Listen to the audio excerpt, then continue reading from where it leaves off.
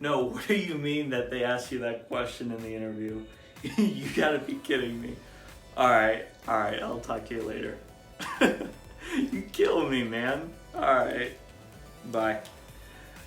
Ladies and gentlemen, it is the career coach here. Today I really want to focus on 6 or maybe 7 or 8 particular questions that you can ask your candidates. So this one is for all my recruiter friends and all those managers out there and executive leaders. Coming up with questions for candidates that really show their true identity is really tough. And I think that if you listen to this video and what I have to say, then you will find it an immense improvement in your recruiting process. So let's jump right into it.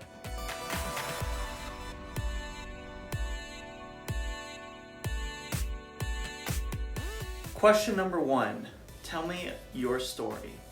A lot of recruiters will start the conversation off just saying, tell me where you're from, or something bland, something very impersonal. I like to open it up with a question that allows the candidate to really take the conversation where they want to take it, right? So when a candidate actually says, I come from this cultural background, or I grew up in these particular cities, I moved around a lot, my family dynamic was always changing, you know, my parents experienced a divorce, let them unload. A lot of people are more than willing to share their personal background and their testimony of who they are as a person, because that's what got them there to the interview in the first place. So when you ask what your story is, when you ask that candidate that question, be ready to intentionally listen to what they are saying. Once that candidate has unloaded their story to you, take a couple minutes, sit back, pause, and then ask the question, tell me about the rest of your high school experience and making that transition from high school into college. What was that like for you?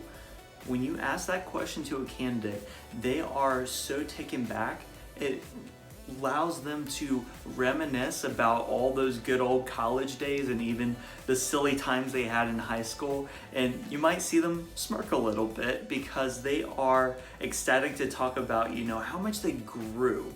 That growing phase of when they went from high school to college, all the ins and outs of becoming an adult and adulting. Many students that I've met with personally, they talk about how they were not even ready. You know, college hit them right in the face when they jumped in. They had 17, 18 credit hours thinking, you know, I did, you know, a lot of courses when I was in high school, and gosh, like, man, I wasn't even ready. So ask them that question.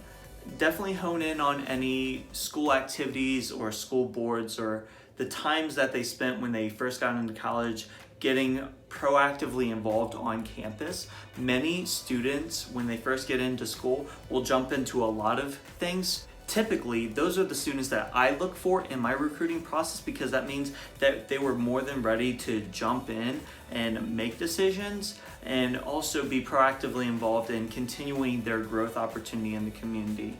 You also will have those students, I will add, that waited a semester or two. That's fine to get involved. Definitely take that into consideration. Is your candidate one that really takes more time out before making a decision? Will they need more information before making any type of decision for that matter? That actually is something you can fish out just from that piece of the conversation, which is pretty cool in my opinion. Once you finally get to this next question where you've learned a little bit about their story, you've heard about their background, maybe a little bit about their family as well, take a minute to ask them, who would you say you're more like, your mom or your dad? Crazy question, right? Why are you asking that, Cage? I'm gonna tell you.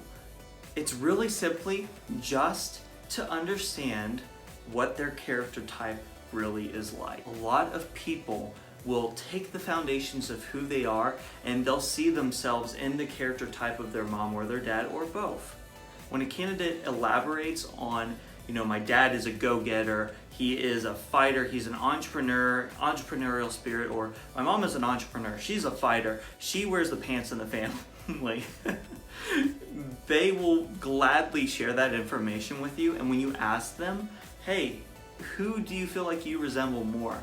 you'll be able to categorize, or at least be able to understand a little bit more on what kind of character you're going to be dealing with and how you're going to coach and develop them to success. If they're that trailblazer, that go-getter, then you're going to have to rein them in a little bit at times. And if they're not, and they're a little bit more reserved, like one parent or the other, or they're just naturally more reserved, then you have to understand and get to know them a little bit more. Take more time to understand how they make decisions, their decision-making processes, and all the information they need in order to make a decision or go about their day-to-day activities in the workplace. Now it's time for you to ask one of the most daunting questions to any candidate. What were some things that you really enjoyed about the prior opportunity that you were working in, and some of the things that you could really just do without looking at a new career phase?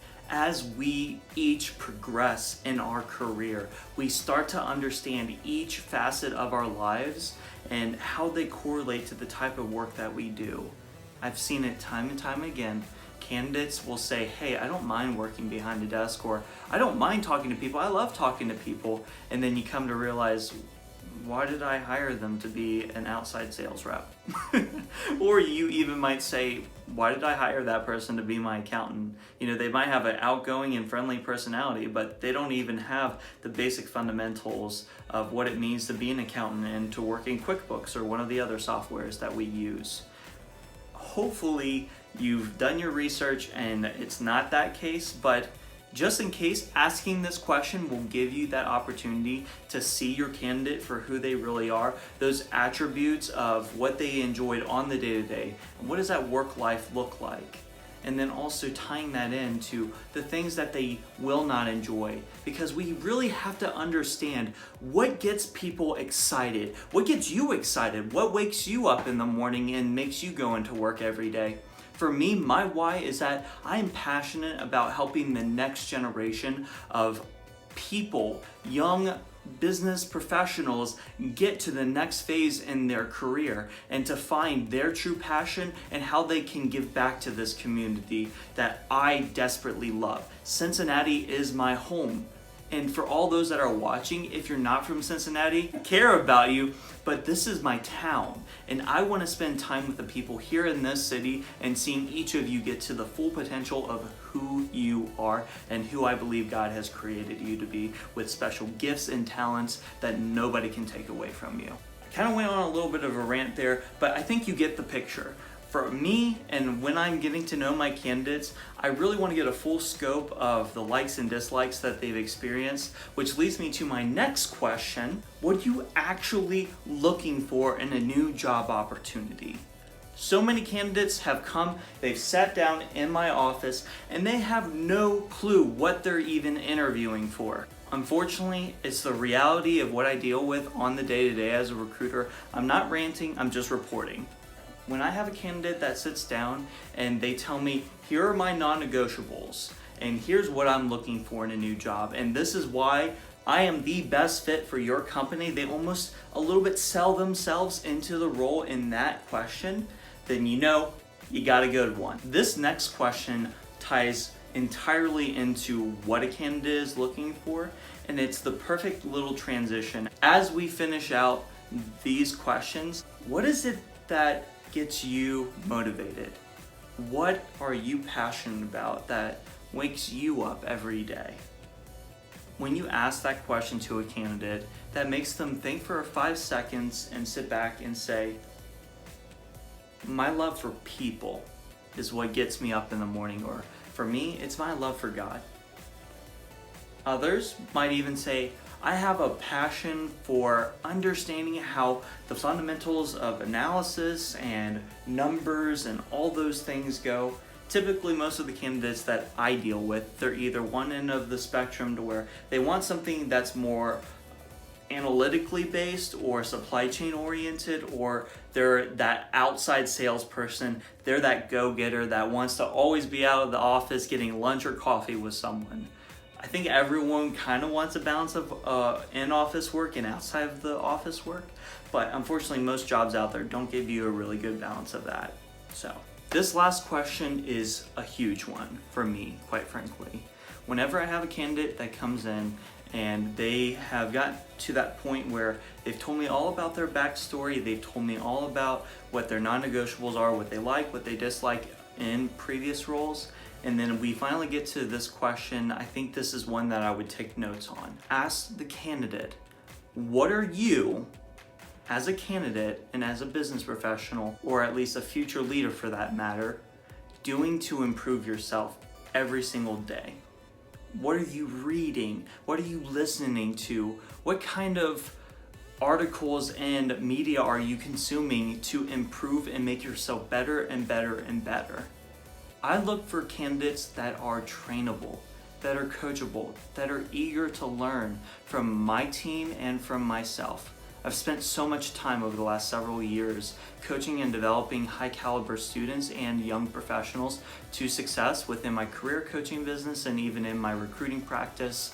There's so much opportunity for growth and there's so much information out there. If you're not intentionally every day going online and looking at articles, even just scrolling through LinkedIn, you will find some of the most incredible things that are going on in the business realm and for entrepreneurs out there and for people that are those go-getters. And even the people that are just trying to scrape by and trying to just understand how business works. If you're a college student and you're just trying to get your bearings of what it means to be a young professional in an ever-changing work environment, do your research.